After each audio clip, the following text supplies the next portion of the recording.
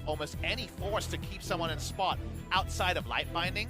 You so get a kick into a light binding, that's the only opportunity that you have. You look at this comp and say you kind of need Aatrox to be in the 1 and the 4-1, Yep. and Aatrox focused on just laning 1v1 isn't where the Aatrox power level is at recently. So whether you're ganking this lane a lot, whether the Aatrox might be suffering, the Aatrox seems like it's on a bit of a different game type than the rest of the champions. And it also feels like the mindset of the Afrika composition changed after they saw the Skarner and Talia picks coming in. So maybe it was Armalife throwing a bit of a wrench into the works here to avoid what Afrika had planned for them. We'll see how it works, though, as we head onto the Rift, because Afrika Freaks don't necessarily have all of the early game tools that they would like to have with their current playstyle, which they've been outspoken in. They want to play like G2. Is this a G2 composition? Doesn't necessarily look like it from where I'm sitting. I feel like Armalife might have the tools here, but putting them into effect with another new roster, nothing can be set in stone. It's only game 11 of the season.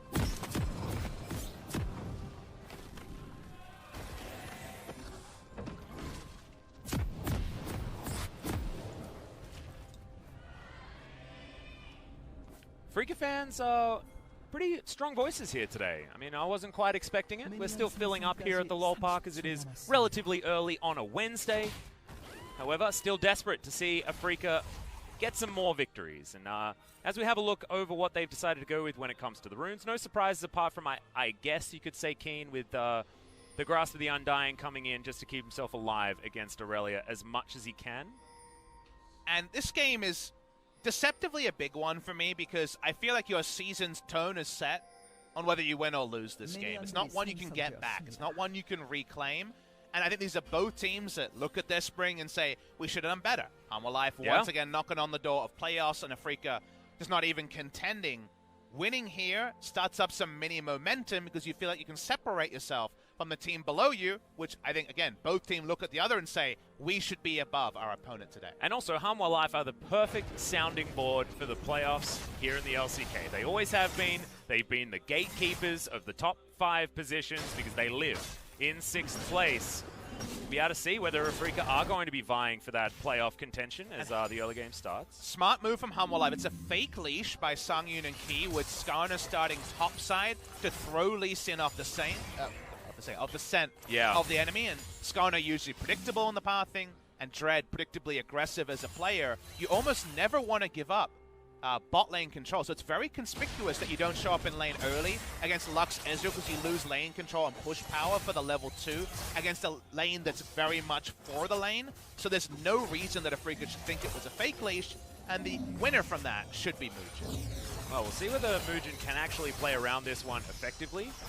Can understand the idea completely. Dread's going for what feels like a full clear, going red to Krugs and then immediately down towards his Raptor camp, so maybe not going to get as much out of it on the Hanwha side as they would have thought.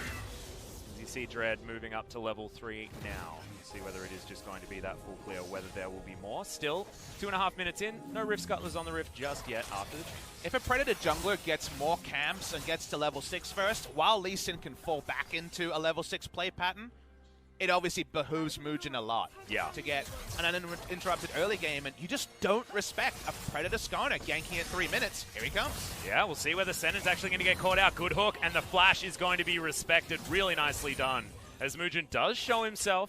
But of course, they knew he was there as he wouldn't have walked that far up. But you're not expecting Skarner bot lane when you saw bot lane ostensibly leashed for the Skarner, and at 3 minutes before Skarner could have backed to buy boots for his Predator. They get a flash, and we already mentioned in Champ Select, it's Lux's flash, and given that Lux needs to carry the 2v2 laning phase for the Ezreal, it's actually a deceptively big win, because it's Mugen forcing something before he has all. Yeah, absolutely.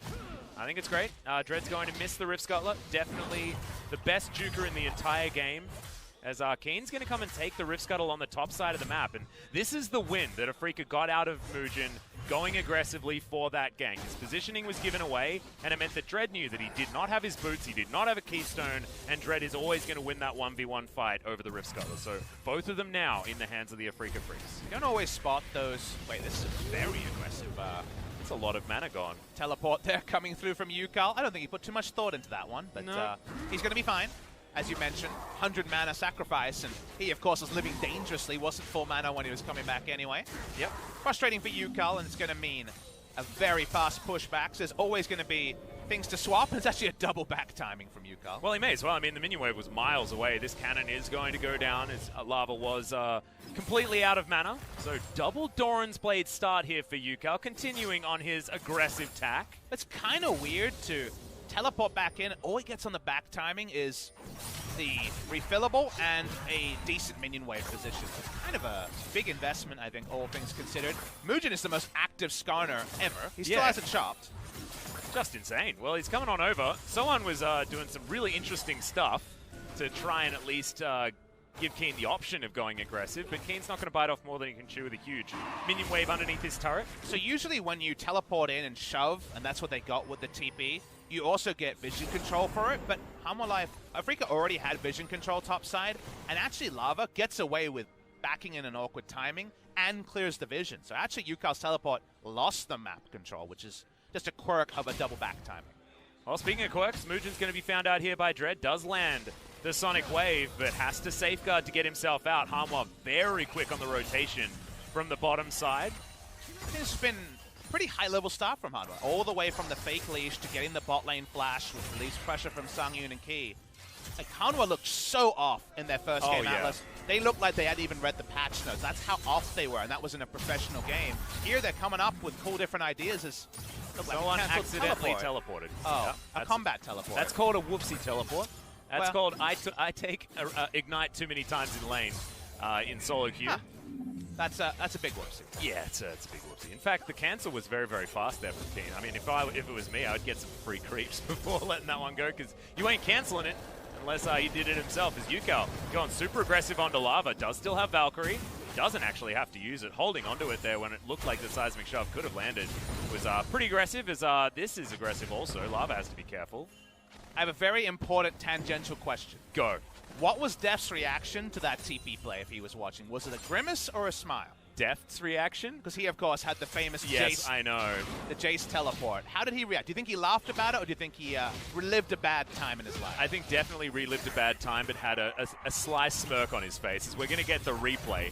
Very important. He actually managed to hit the stun and teleport at the same time. That's quite a lot of mechanics. Yeah, that's a big fat finger.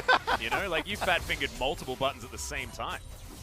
And I can point out as well, having seen the hands of this gentleman, that it's not a bit. It doesn't have big hands. So to fat finger when you don't even have fat fingers, it's real tough. Anyway, that is going to be the teleport down, but still no harm, no foul. It's only behind 15 CS or something like that. And when you're up against Keen, that's about what you'd want out of your top laner. I'd love to speak to someone to answer, to know what button he mispressed. Was it just the second part of E at the same time? I think he just double pressed E. I was actually looking at a keyboard. I have one in front of me, trying to work out how that would happen. Because he was EE. Oh, right, yeah, because that's... No, that's ED at the same time. They're, like, right next to each other. Like, that's just a fat finger, man. Guaranteed. Well, he's feeling a bit sheepish, but for now at least, in a pretty decent lane position. Down on effective items, Ninja Tabi against Longsword and Boots. Yeah, Ninja Tabi, of course, gets you a lot of value now that Aurelia does get more of that attack speed from the passive. Losing Singularity comes down, and Key unable to clear out that control ward, as Dread will turn up in the nick of time. It's important also to remember we saw Aatrox versus Aurelia semi-regularly in previous metas. Now at level 6, the spike is actually stronger for Sowan than it is for the Aatrox. Before, Aatrox got combat stats and a note button. Yep. Now Aurelia gets her all-in button, and all Aatrox can do is try to move quickly away. Well, slow negates that. And or just try to fight on his own accord without the note button. So in terms of the level 6 all-in, I think Aurelia got relatively buffed. Here we go. Okay, got Lava the steal. says, yeah, thanks for the leash, because that was trying to be a handoff, but great vision available for Hanwha makes it so easy for them to steal that one away. Of course, threaded volley is still pretty good. Does it over a couple of control wards as well, so Afrika will feel like they put in a lot of work to control the area just to have the blue buff stolen under their nose. A very important blue buff as well, given that Lava hasn't invested in mana regen in his early item. Yeah, no Lost Chapter available. Does have the Sork Boots, though, for the extra damage here as this game goes on. You can understand the mindset, because Hanwha have themselves pretty good bridging composition from the early game to the mid game if Mugen can get there with his first Impale. And Afrika Freaks are still looking to scale up to, what, 3 items on Corki is probably optimal. You want to get Keen into a side lane pretty comfortably, but it can be difficult with Aurelia hitting Trinity Force timings that will be a little bit late. Executioner's Calling was the back that came in from So1 just here. So we'll see how Afrika managed to navigate. At the moment, they're about 300 gold ahead, but Hanwha will have more mid-game tools available to them as Yukal just putting his face into some threaded volleys and sacrificing a bunch of this health bar. If I see the Executioner's Calling as Keen, I'm pinging out the item for my team and saying, alright, enemy team is going to be camping top lane, because you go Executioner's Calling here to get better at the all-in that we were just talking about. Yeah. Got better for Aurelia with the Aatrox ultimate change. So a lot of ability and a lot of incentive to play through top lane. And then we already talked about how Afrika will struggle if Keen can't contain So1 when they try to group for their sieging when those items roll in. Well, Cloud Drake goes over to the Afrika Freaks without response. It was obviously Hanwha being more than happy just to give that one up due to the fact that they had their Skarner move down towards the Krug camp while they had Scuttle Vision in the area. So already not too many objectives to fight for, as Keys decided that there certainly are. Senin has that flashback available. The light binding was good as Lava turns up a little bit late just to show his friends that he's there, but unfortunately unable to actually give anything. So that is another flash out from Senin, but a Weaver's Wall unavailable now for Hanwha Life. Very disappointed not to see Hanwha Life with Mugen's first post-ult gank go topside because it was so tricky. They're not returning during the flash window where Lux had the flash went down. They have to use some crazy protractor ganks in order to make it happen. This is the spot they should be in. And speaking of this spot... Yeah, that's the big kick out as the Sonic Wave is going to land there as well. So1's trying to dart around this fight as best he can, but it doesn't work as Keen is able to pick up the first blood. And if there's anyone you don't want first blood on if you're a Hanwha Life fan, it is Keen. Good reactive shot calling from Afrika. They go straight top lane when they see resources used bot lane. So1's first ult isn't one aggressively used. It's actually a defensive ult to try to get out. Counter swap attempt for the Rift Herald with Thresh going topside. You know, it's like Hanwha Life missed out on an opportunity for them. Right now, nice little counter punch from Afrika Freaks. Yeah, and when these counter punches come in and there's no response from Hanwha, Afrika are getting theoretically more than what you'd see as the result here on the Rift, because they're getting more of a free ride towards the later stage of the game where they're feeling very confident in their 4-1 sieging composition's power. And they're a hyper-mobile comp. It's Boots to Talia with the rock surfing. It's Boots of mobility. Thresh, they're here first. They're killed very, very low. Yeah, they are going to come down here. Mugen in trouble as Dread comes on over. Sonic Wave is not going to land. True Shot Barrage also goes wide, and Hanwha just wander away. A bit under the nose. Remember, the aggressive move topside to try to get a lead was from Afrika, but Hanwha Life used their mobility to not get that first blood, but get the Rift Herald, which is a nice pickup. It's only 12 minutes into the game. It will get someone a kill's worth of gold anyway. So, nice little move, because the window there was pretty limited for Hanwha Life to actually pick up the Rift Herald. Yeah, exactly, and now it's at 12 minutes as well, so they can get themselves some plates from this one. You can see there's not a lot of plates that have been taken so far on this map. Bottom outer turret almost to lose one, but doesn't, and it's only Keen that's taken one on the top side of the map. So structure's certainly pretty intact so far this game. Everything is going as expected. Gold totals are pretty even. Zaya's going to cash in her cull and bring it just a handful of gold between the two teams. Feels like Hanwha Life will have the unique variable of the one-item Talia really soon, and she should be the most powerful champion on the Rift for a little bit. Corki going to take his time. We all know about that. When aiming hits 2 items, that's when there's a bit of a blowback from Afrika. Well, that's a great play out of Key, but is it going to be enough? Losing Singularity gets himself the slow as the hook is going to land. Key does go down and do a stopwatch. Great kickback to keep the Lee Sin alive, but not for long enough. Final spark is overkill as the Impale comes down onto Yukal. Just happy to land more autos and eventually has to flash away Sangyu with great timing on the Feather Storm. Everyone there first for Afrika Freaks, and yet it's only a 1-for-1 overall. Key couldn't have played it better, but his death was always pretty imminent. Answering kill, everyone moves away. Again, nice counter move from Hanwha Life, but overall, it doesn't change the docket at all. Nope. Yukal picking up a kill, though, is actually pretty important here for the Afrika Freaks. Not necessarily just because he's Corki. because this is UCal. If he can play with that confidence that we saw in their most recent series, then this could certainly be a door opened as we saw a light binding land, but we're going to have a look at the replay instead. And unfortunately, the light binding missing was the big problem here. Senin actually gets almost nothing done in this fight. If the light binding hits, he dies earlier or stopwatches earlier, and you don't have the first kill going the way of Hanwha. They have to invest all of those tools, even the ult, just to kill the Thresh, so it should have been better from the Afrika Freaks, but Senin's inaccuracy was very costly. Well, Lava tried to do exactly the same thing again, was unable to this time, as UCal did manage to pick up the blue buff. No mana in his back pocket, so very happy to have that buff now available, and finally will complete his Sheen. True Shot Barrage snags key. And plating helps him for a moment. In a series Atlas where we're looking for separation, we're still not seeing it between Afrika and Hanwha Life. I think Hanwha Life's most important period is coming up soon, when they have this ability with the Tilia to make a lot happen. Speaking a lot about the Tilia, she's roaming down, but Dread ahead of the play. Yeah, good juke there by Senin. Didn't need the flash that time around. Didn't have it, so it's definitely lucky. Q landing onto key is not exactly where Dread wants to be, because the play is available. And that's going to stop any fun from happening for the Lee Sin. Dread's Lee Sin is the most amusing one to follow on the LCK, because every Q goes in, and the Lee Syndrome is his first thought. You know it is. Dread is that kind of player. You guys weren't familiar when he was under the ID Twinkle, renowned for his play on Kindred in particular. He still gets Kindred bans way out of meta, because his Kindred win rate in solo queue was 80% over 100 games. Like, that is, in Master to Grandmaster tier, unbelievable win rate.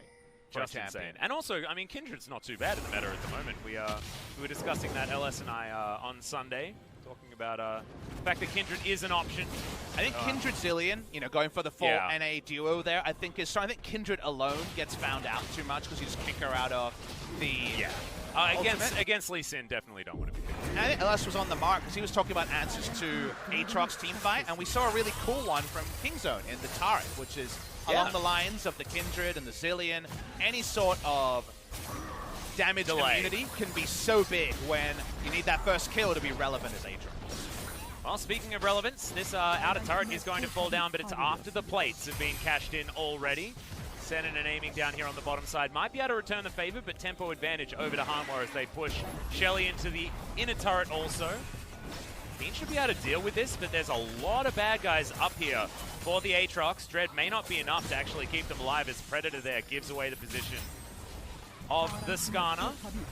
4 members topside were not able to get more than half the health bar of that inner turret, though, as UCal happily standing here to pick up this wave delivered to him by Lava. Sorry, by the Xayah. Spawning in 4 minutes, so no objectives that you have to leave vision behind to actually trade off. You see some nice deep vision from Hanwha Life. If this is 5 minutes forward in the game, obviously it's very important. Red side vision they've gotten, but with no Baron spawning, it's going to be harder to return to. Always have to be careful not to just allow a freeze or a really bad lane spot for, say, Aatrox to get 3 ways of farm that Aurelia doesn't have access to, given that Hanwha Life are relying on So1 to have actual kill pressure on Aatrox in the 1v1. Talking about waves of farm, UCal's picked up a few extra ones so far this game, ahead by 20 of the clock. Looking at about an 18-minute 200 CS margin is pretty damn impressive from the Corki, who's moving towards the top side to eat that one up as well. There's a reason why Keen is falling behind. I think that UCal's just been roaming around this map, taking as many of these minions as possible. And what do we talk about when it comes to Corki? He just gets a power spike every single time he buys a new item. So he's more than happy to be soaking up all of this farm and getting further and further ahead when it comes to these items. And when the Corki is winning, it's one of our favorite color caster points, but so much in the recent meta, Corki gets a power spike, and then the game's maybe over before his second one. He definitely doesn't get his third Atlas. So getting that gold, farming well, hitting your items early, even more important for the Corki in the 2019 summer meta. And also now Afrika Freaks are using that siege that they have so much power in. Even Keen and Dread able to get autos on this inner turret, and so that is not long for the world. Pings to come out here from Hanwha on the enemy blue buff, but they just lost 2 turrets in this lane, and Afrika have pulled ahead. In the structure margin, it's 2,000 gold now the lead for the Afrika composition that's happy to play as late as you'll let him. And it's a very good look. It's mid-game macro intelligence from Afrika Freaks. They know Sangyun's teleport is down. Well, we got more people up on the Rift. We can make more things happen. So, and also protected themselves. Look at all of the wards 5 wards in the enemy blue side jungle, they were going to know everything about any rotations heading over there. That was almost a win-win play out of the Afrika Freaks, and that's what you want to see is Dread. Oh, the flash answered by a safeguard. Amazing play, and that's why you have the young guns with the quick fingers in your jungle. Feels like that's the result of another season of seasoning for Dread. It's smarter about how he approached his jungle. What seasoning is it, Papa Smithy? All-purpose? It's a dry rub. Oh, okay, it's a dry rub. My favorite wing sauce, and also my favorite look is teams just adapting, getting smarter, making smarter plays on the Rift. Because, again, talent undeniable on Dread, but it's only means so much, your solo queue ranking, until you actually pull it out and make it count on the LCK stage. Yeah, exactly. And I feel like mechanics can also can kind of be explained as like a tool that you have in your toolkit, right? You might have a really amazing amazing drill, right? You got this incredible drill, but you need to know how to use it in order to make it work very well. So, oh, Glover. He missed it. Yeah, I know. It was really sad. I was trying to ignore it by talking about drills, and it just didn't work. I'm still upset. But you know what I mean. The analogy is you still need to have a head on your shoulders in order to pilot having great control of a champion. So Dread, he's getting there. So I'm now thinking about wings, because we talked about dry rub as being my favorite wing. What's your wing sauce? Because I know as Australians, we don't have the American exposure to chicken wings, but you still, at this point, have tried them enough times to have an educated opinion. Yeah. And I do like buffalo. I only recently got exposed to the buffalo sauce, man. Like, really? I'm so behind the 8-ball when it comes to eating wings. Do you reckon we need to make a YouTube series of, like, Australians react to, and then chicken wings would be one that's I think it needs to be, like, Australians in Korea react to, because we've been exposed to the weirdest foods, man. Like, we don't know a lot about some things that we definitely should, and we know a lot about things that we definitely shouldn't at this point. I feel the same way about my League of Legends knowledge and my food knowledge in scenarios like that. Well, at the moment, we are vying for a bit of a battle here as UCal split pushing on the bottom side, but we've got a 4v4 about to erupt here in the mid lane. Everyone wanting to get their hands on this Mountain Drake, which will be the third for the Afrika Freaks. 21 minutes into this game.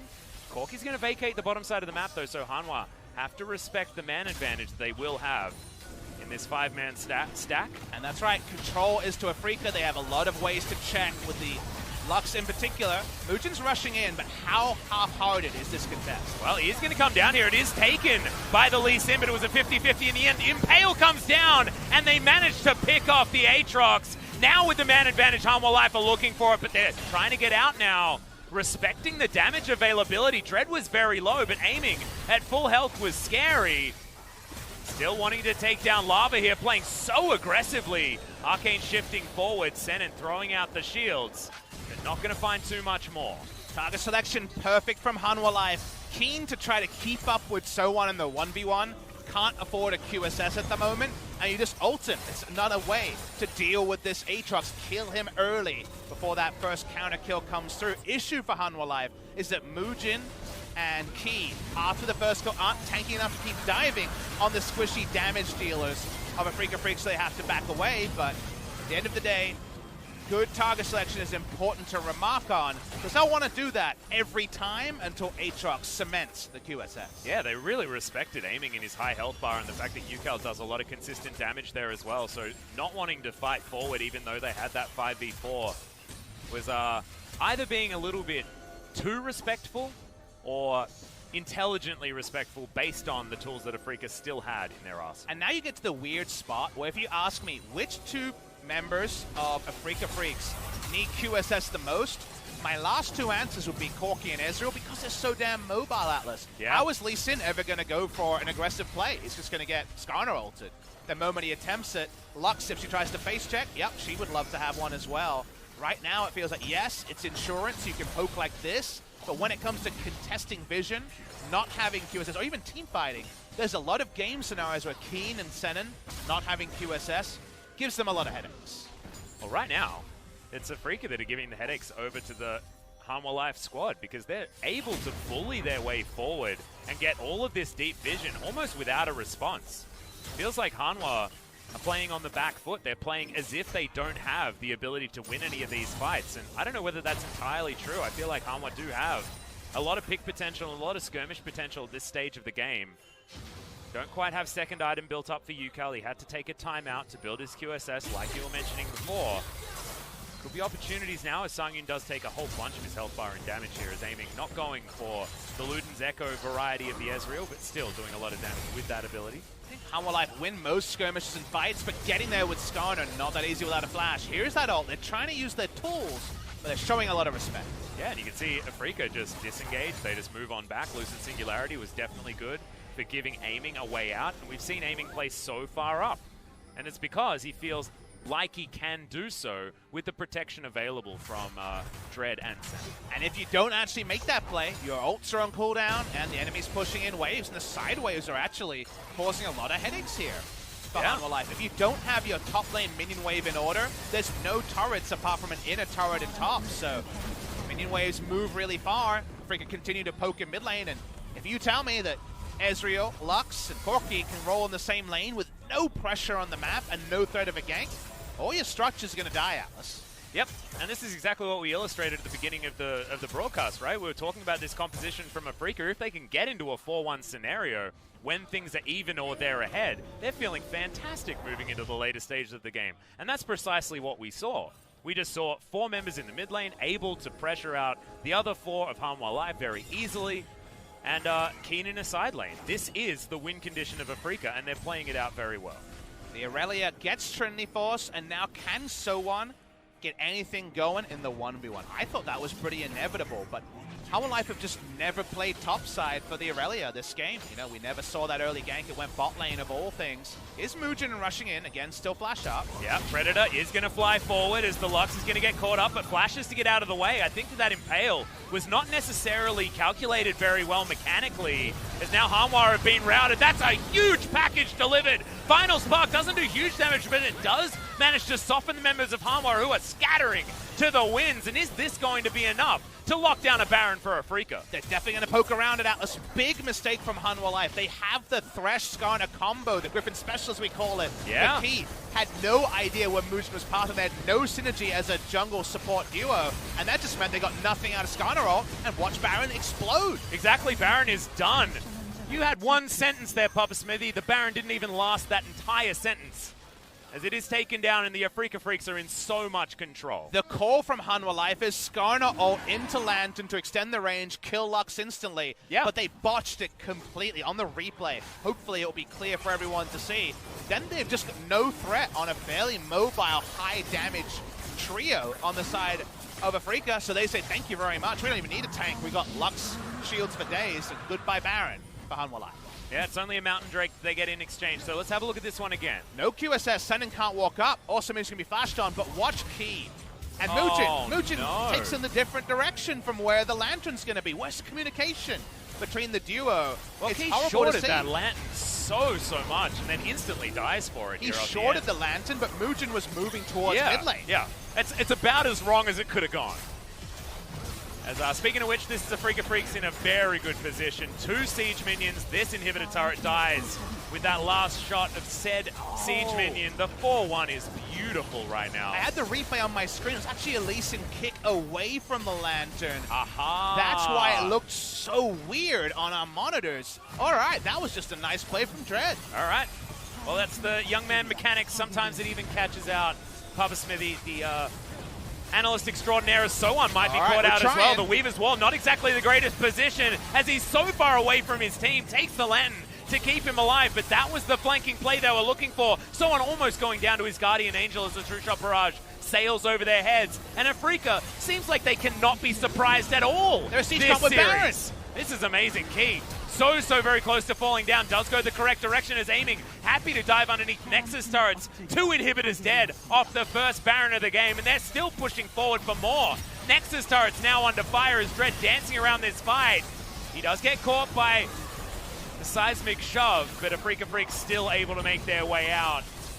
Just feels like they're never pushing too far forward. The force levels, though, for Afrika, it feels like they have a lot of latitude with the Baron buff to make these pushes that feel early. It's only 2 items on most of their carries, with the Baron buff coming in surprising fashion has given them long leashes where even though Skarner has ult, unable to make much happen. Here is the big flank play coming through from So1. It's teamfight Aurelia. We assumed it would be the 1v1 where Aurelia would find her advantages. The poke comes down, So1's basically out of the fight, and then it's just QSS Corki, QSS Ezreal walking up. See what UCal has to say of this one. Of course, the way that he upgrades from the first week of summer is to start singing now. I think he knows. He just knows that he's going to be on camera. He's feeling it, and you have to give UCal It just every feels opportunity. fantastic to see him like this as well, doesn't it? This is what we wanted from this Afrika Freak squad, with the top side of the map looking on paper so good. As Mujin's looking for Senin. Not sure whether the QSS has been built up just yet, as we can't see the items. Hadn't checked in on that one. But now the kickback is going to happen. Not sure why Dread did that. Just for funsies, I think. As Keen had the teleport, but he was in mid lane. And now we're looking to siege this one down. Will this work? As the Weaver's Wall comes forward yet again. But we got so much mobility. Vanguard's Edge flies forward, but it's not doing anything. The Aatrox doesn't even feel pressured to come down and try and threaten a 5v5. Starting to see the Hanwha Life. They give up the bot lane inhibitor. That's going to be all 3 inhibitors down. Hanwha Life just not able to pick a fight. Yep, they're just watching this game be lost. That's what's happening right now. We've got 3 waves of super creeps now on the board. Nexus turrets under fire. Can Afrika do it? As they're pushing forward, it looks like the answer is going to be yes, as these super creeps are so dangerous, and Afrika are unrelenting in this pressure. Lava has to go back to the fountain. Final spark, making the Lux look like a bit of an assassin in this game, even though it's Senin playing in the support role. True Shot Barrage sails by, doesn't land anything, but the hooks are also not landing. Mujin looking desperate as he once again gets kicked, but couldn't even get the impale. That wasn't a popped impale that time around, as Featherstorm is used. Keen tries to flash, doesn't get there as Mujin flashes and doesn't find the impale again. It's like his R button's bugged, Papa Smithy, as now the Nexus will be dealt with, and Afrika Freaks take down Hanwha Life very, very easily in game number 1. And it was just so non-interactive.